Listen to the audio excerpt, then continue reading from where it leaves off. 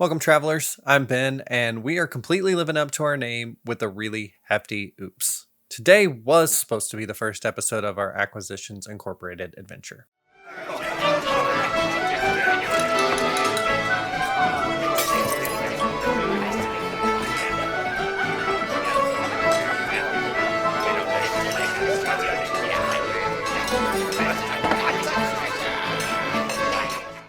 On Saturday, we had our first live stream of Acq Inc., the group I'm DMing.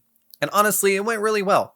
For being our first multi-mic, multi-camera setup, the audio issues were very minor. We had some humming that we fixed through it and everything. And the cameras cooperated other than getting a lot of shots of my stomach and everybody shouting Ben's belly. But with all of the new stuff and nerves and trying to check off every box, I missed two things. I didn't go to the settings of Twitch to make sure VODs were on, and I didn't hit record on OBS when we went live. So the first episode is gone and will now be labeled as the lost episode. But what happened in the lost episode? A lot, from fantastic introductions, phenomenal roleplay, and each player quickly finding their player and locking in. Since we don't have it, you get me, the DM, my recap, and some quickly done scenes. Posey, played by Maggie, was the first in the door with her application, eager to run a franchise and taste success. Now, Posey is an interesting one, a 4-foot-tall fairy who was nicely asked to leave her home in the Feywild, simply because she liked to taste everything. After having a chat with the receptionist and heading into the gift shop to taste several things, and not buying anything, she made her way into the conference room and waited for the rest of her party.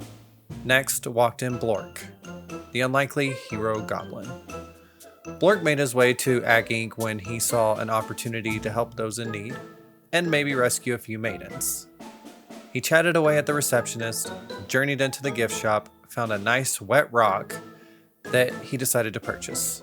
Once he made it into the conference room, he quickly made friends with Posey, gave her the wet rock he purchased, and they sat down to play a game of Toenail Armies, a goblin favorite.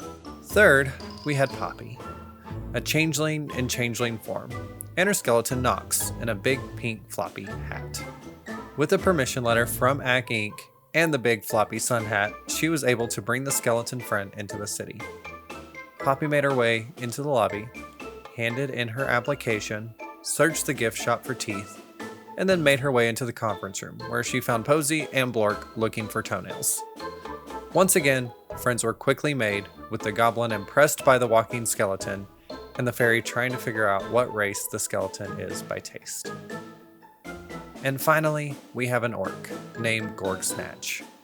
Not just any orc, an orc from a different universe, Warhammer 40k to be exact. To him, red means really cool and fast, and he can't see purple. Once he finds his way into the conference room, he taps on Nox's head, which causes the skeleton to crumble into a pile, and luckily he rebuilds himself. But this caused a bunch of confused talk, a little bit of anger, and during all of this, Omen, the CEO, walked in. He offered them lots of gold to do a job to find a couple of guards that had went down into a sinkhole, and then he walked out. Before they set out to do the job, Jim Dark Magic appeared to the party wearing all purple, which scared the orc, and he quickly changed his robes to red to catch him as he ran out the door. Noticing the orc freaking out over the color changes though, Posey and Poppy quickly started taking notes. But Jim finally calms them all down, grabs all of their attention, and tells them that Omen has probably been confused, and they're not the group he thought they were.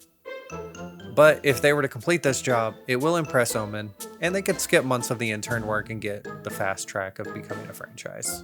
So, they set off to the docks, buying a map, stealing a potion from a gnome, just trying to get started as a merchant, fighting a group of thugs, led by an undead skeleton, rescuing an old fortune teller from 2 or more thugs, and finally making it to the sinkhole that they were sent to, totally forging the signatures of the adventurers that Omen thought they were.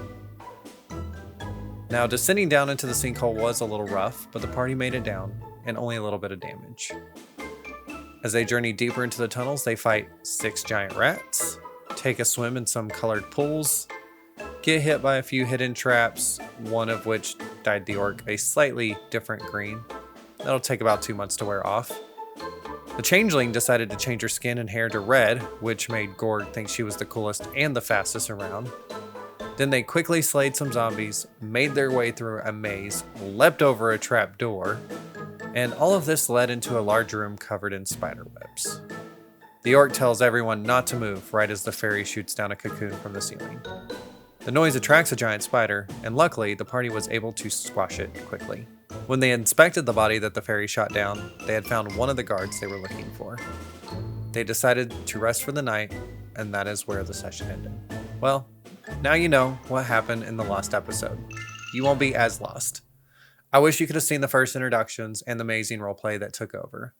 But I know there will be much more of this, and I am super excited to DM for this group and keep them moving through the adventure book. So this won't be our first mistake with Oops Wrong Tavern, but hopefully we don't lose any more episodes. I'll see you next Tuesday with our table talk, where Maggie and I will talk about our characters and each other's campaigns, and maybe even a few DM things. We'll probably even touch on this a little bit. But make sure you're subscribed or following us, depending on what platform you're listening on, and have those notifications turned on. Thanks for stumbling into the wrong tavern.